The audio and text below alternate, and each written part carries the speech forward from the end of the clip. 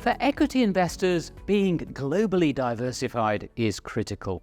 It reduces risk, and in the long term, it should lead to higher returns.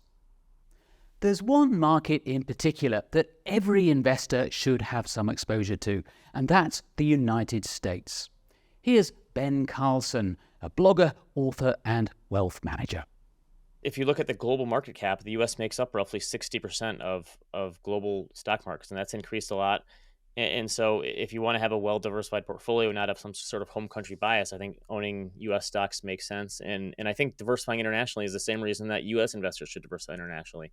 There are going to be times when even the most dominant market fails to hold up its end of the bargain. By the late 1980s, Japan made up more than 40% of global stock markets and underperformed by a wide margin since then. But you had all these other countries like the US and like other countries in Europe and Asia that did much better and more than made up for those losses in Japan. So I think one of the reasons that you diversify globally and geographically is because you don't want to be stuck investing in a single country or a handful of countries that underperform while you have all these other ones doing well.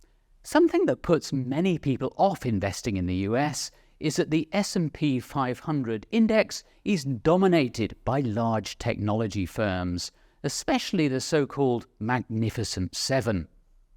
But should investors be worried about being too heavily concentrated in a small number of stocks?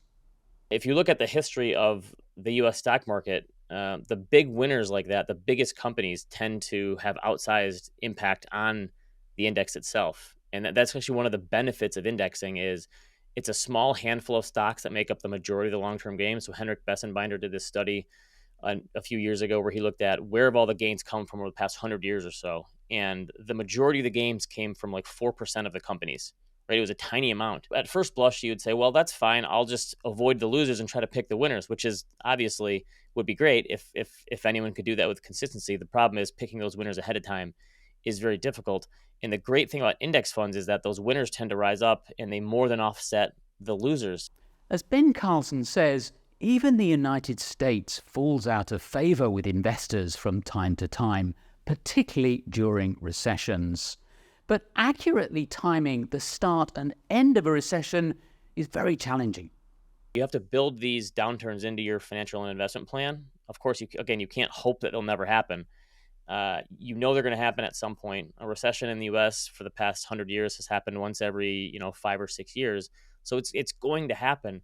The point is that you make your portfolio durable enough to handle those periods and have a plan of attack on how to handle it, as opposed to trying to guess when it's going to happen all the time and jump in and jump out. And the thing is, even if you knew the exact timing of the recession, I've looked at this data in the past, it might not help you with your investment portfolio because a lot of times the stock market will fall before the recession starts and bottom before it's over.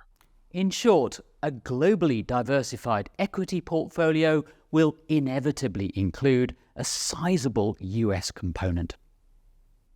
There are bound to be periods when it doesn't pay off, but historically, long-term investors in US stocks have generally been well rewarded.